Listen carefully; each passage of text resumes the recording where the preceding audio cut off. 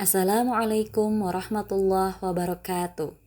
Hai teman-teman, kami peserta Latsar CPNS Kementerian Agama tahun 2025, Angkatan 4, Kelompok 2. Analisis isu aktual terkait Smart ASN. Kali ini saya akan membahas tentang perluasan WFH atau Work from Home dan Hybrid Working. ASN dituntut untuk adaptif terhadap sistem kerja fleksibel. Nah, seperti WFH dan hybrid working ini, yang kita ketahui bersama sudah diterapkan di beberapa kantor termasuk unit kerja saya. WFH atau work from home, yang berarti kita bekerja dari rumah, adalah pengaturan kerja di mana karyawan menyelesaikan tugas-tugas pekerjaan mereka dari jarak jauh, biasanya dari rumah dan bukan di kantor. Sedangkan hybrid working yaitu sistem kerja yang menggabungkan kerja di kantor dan bekerja dari jarak jauh. Jadi karyawan bisa memilih untuk bekerja di mana saja. Apa dampak dari perluasan WFH dan hybrid working? Ada dua dampak, yaitu dampak positif dan dampak negatifnya. Untuk dampak positif yaitu ada fleksibilitas waktu dan lokasi kerja, efisiensi biaya dan waktu, peningkatan produktivitas pada beberapa bidang seperti perencanaan dan administrasi. Kemudian percepatan transformasi digital. Sedangkan untuk dampak negatifnya, yaitu pertama ada kesulitan monitoring dan evaluasi kinerja. Jadi atasan sering kesulitan memantau kinerja real-time ASN yang bekerja di rumah, terutama jika belum menggunakan sistem digital berbasis output. Kedua, menurutnya disiplin dan integritas. Risiko kerja pura-pura lebih tinggi jika tidak ada sistem kontrol atau indikator kerja yang jelas. Lalu ketimpangan infrastruktur. ASN yang di daerah terpencil tidak memiliki akses internet yang memadai atau perangkat kerja digital. Lalu menurunnya kolaborasi dan koordinasi. Komunikasi informasi dan kerja tim sering berkurang sehingga mempengaruhi efektivitas kerja organisasi. Dan yang terakhir ada pergeseran beban kerja, di mana ASN yang WFO atau work from office sering merasa terbebani karena harus mengurus hal-hal teknis dan fisik yang tidak bisa ditangani secara daring oleh ASN WFH. Demikian. Analisis isu manajemen ASN di kantor urusan agama merupakan hal penting karena kantor urusan agama berada di garis depan pelayanan publik Kementerian Agama, khususnya dalam urusan keagamaan masyarakat. Berikut adalah analisis terkait isu manajemen ASN di kantor urusan agama. Poinnya adalah digitalisasi dan kompetensi teknologi ASN. Digitalisasi dan kompetensi teknologi ASN sangat relevan dalam konteks transformasi birokrasi dan pelayanan publik yang adaptif terhadap perkembangan zaman.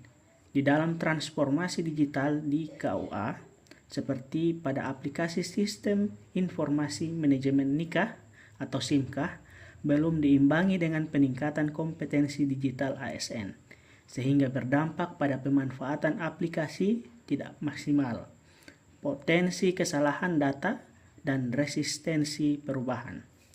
Solusi yang ditawarkan yakni mengadakan pelatihan digitalisasi secara berkala dan melakukan pendampingan teknologi. Isu manajemen ASN.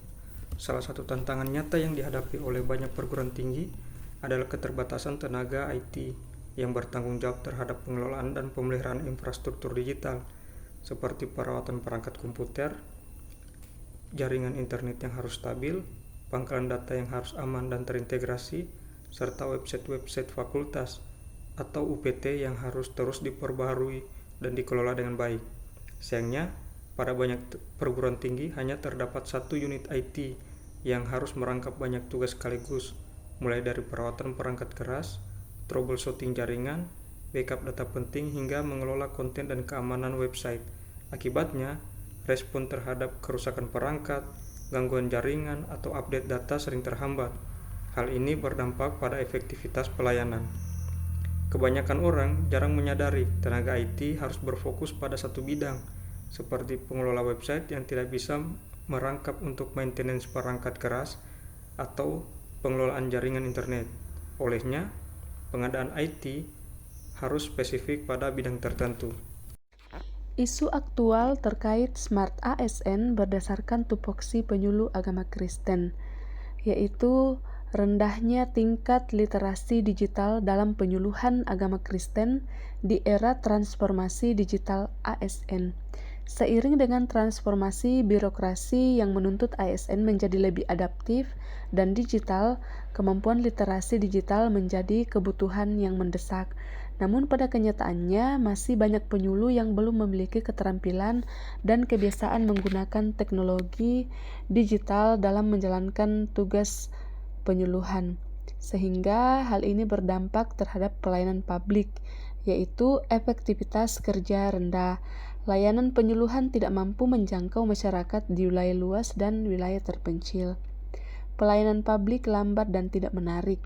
Penyuluhan masih bersifat konvensional atau secara tatap muka saja, padahal umat saat ini membutuhkan pendekatan digital yang lebih fleksibel.